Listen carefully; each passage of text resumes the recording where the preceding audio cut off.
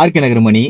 உங்கள் எல்லாருக்கும் தெரியும், இன்னைக்கு தாவேக்கல ஒரு நல்ல தலைவரோட தொண்டராக ரசிகனாக அந்த தலைவரை பின்பற்றிட்டு இருந்த ஐயா செங்கோட்டன் ஐயா அவர்கள் இன்னைக்கு தாவேக்கல் இணைஞ்சிருக்காருன்றது எல்லாருக்கும் தமிழ்நாட்டுக்கே தெரியும்.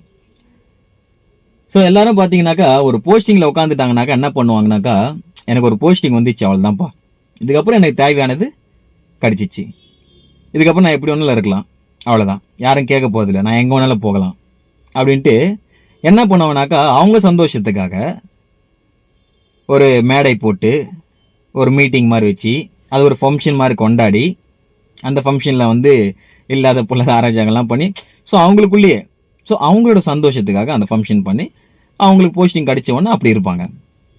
ஆனால் நீங்கள் பாருங்கள், தலைவர் எவ்வளியோ தொண்டரும் அவ்வளிதான் அப்படின்றது நம்ம ஐயா செங்கோட்டன் ஐயா அவர்கள் காமிச்சிட்டாரு. தாவேக்கல இணைஞ்ச உடனே அவர் என்ன பண்ணாரு பார்த்தீங்களா?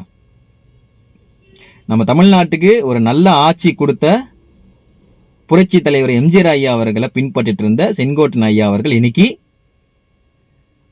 அம்மையார் ஜெயலலிதா அம்மா அவர்கள்கிட்டையும் எம்ஜிஆர் ஐயா அவர்கள்கிட்டையும் போயிட்டு ஆசீர்வாதம் வாங்கியிருக்காரு. ஸோ இதுதான் ஒரு நல்ல தலைவருக்கும் அவரை பின்பற்றிட்டு இருந்த நல்ல தலைவர்களுக்கும் இதுதான் அழகு. எம்ஜிஆர் ஐயா இல்லையே, எப்படி அதே மாதிரி ஒரு ஆட்சி வரும் அப்படின்னு கவலைப்படாதீங்க. எம்ஜிஆர் ஐயா இல்லைனாலும் பரவாயில்ல, அவரோட ஆசீர்வாதத்தில்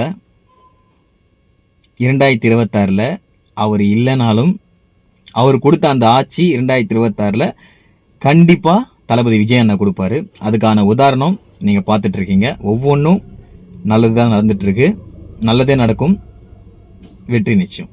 நன்றி. தாவேக்கா.